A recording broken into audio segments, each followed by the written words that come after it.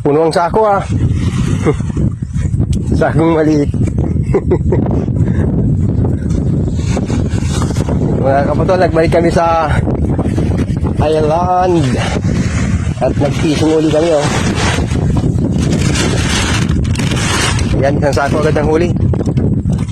Isang sakong maliit.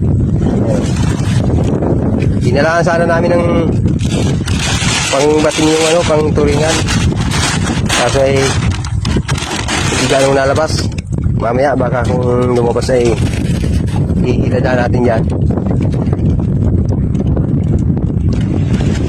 Ikaw nga ilagay sa basket, yung mga halog dyan sa ano. Kaya nga, yung tinatanggal ko pala mga tiro. Law-law ko naman yung turking na yan. Pagkas na lamig. Malamig-lamig ang hamag.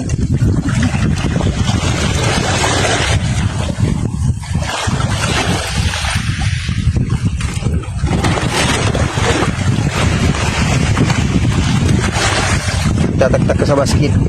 Yung nasa basket.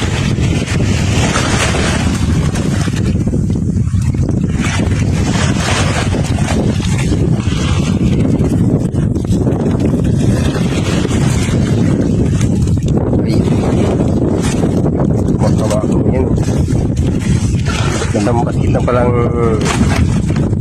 naman.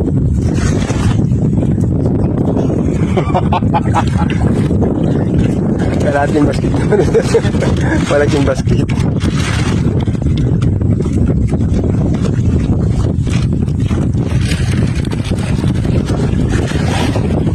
Grabe ang init ngayon dito. Kaya kaso dun sa tabi, malakas ng ulan.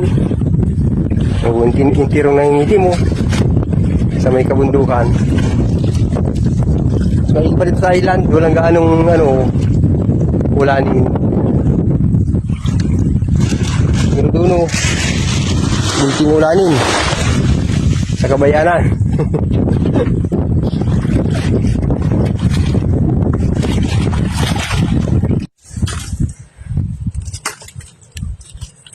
Magagatong na si Didi at mag-iyaw ng surahang isda.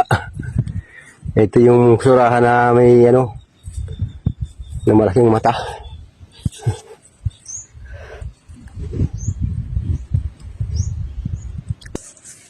Yeah.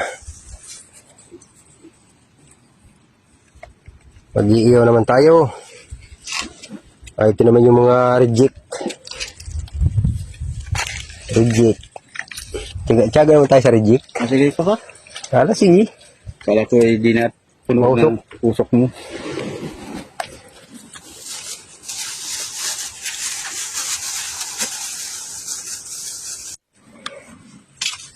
Ito na, luto na yung iniyaw nating surahan.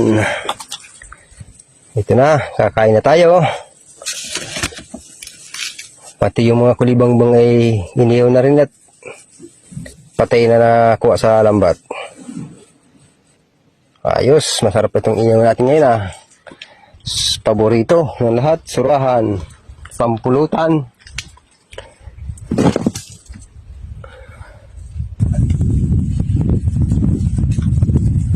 Kain tayo. Sarap kumain dito sa sa island. Oh. Isang supot na kanin.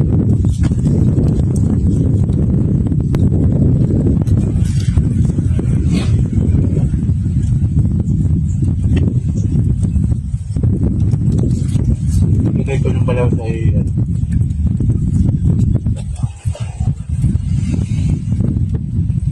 After rin ang Bintang na yan? Wala. Wala ko palang kami. Bintang na yan.